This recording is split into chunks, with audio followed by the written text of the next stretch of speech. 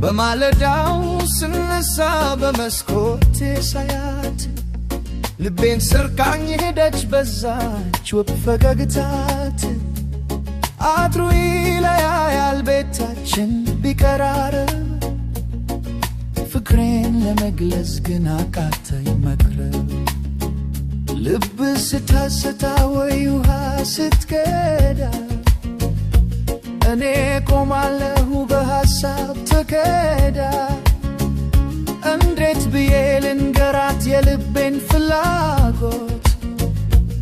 ፍቅሯ ያንገበገበኝ በየቀኑ በጸሎት። የጎረቤት ልጅ የኔ ቆንጆ እመቤት እንዴት ልንገራት ይሄን የልቤን እውነት? ጎረቤት ሆነና ለአጥር ቢለየንም ፍቅርሽ ገብቶብኛል መደበቅ አልችልም። የጎረቤት ልጅ የኔ ቆንጆ እመቤት እንዴት ልንገራት ይሄን የልቤን እውነት? ከሰዓት በኋላ ግቢዋን ስትጠርግ አይኔ ከተላታል በሐሳብ ስንከባለል። ሰላምታ ለመስጠት አንደበቴ ተሳሰረ። ፍቅሯ በውስጤ እንደ እሳት ተቀጣጠለ። ጓደኞቿ መጥተው ሲጫወቱ ካየው ቅናት ይዘኛል ለምን እኔ አልሆንኩ?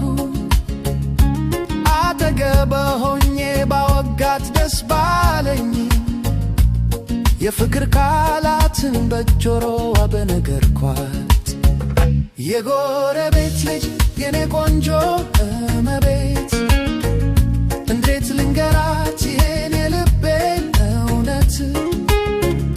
ጎረቤት ሆነና ለአጥር ቢለየንም ፍቅርሽ ገብቶብኛል መደበቅ አልችልም። የጎረቤት ልጅ የኔ ቆንጆ እመቤት እንዴት ልንገራት ይሄን የልቤን እውነት?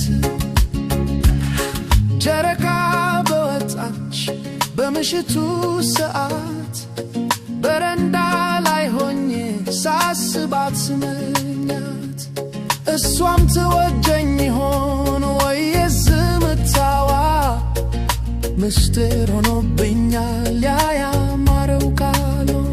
ነገ ግን እቆርጣለሁ መንገዷን እይዛለሁ በድፍረት ቆሜ የልቤን እረጫለሁ። የጎረቤት ልጅ መሆኑ ትልቅ ዕድል ነው። አብረን የምንኖርበት ጊዜው ቅርብ ነው።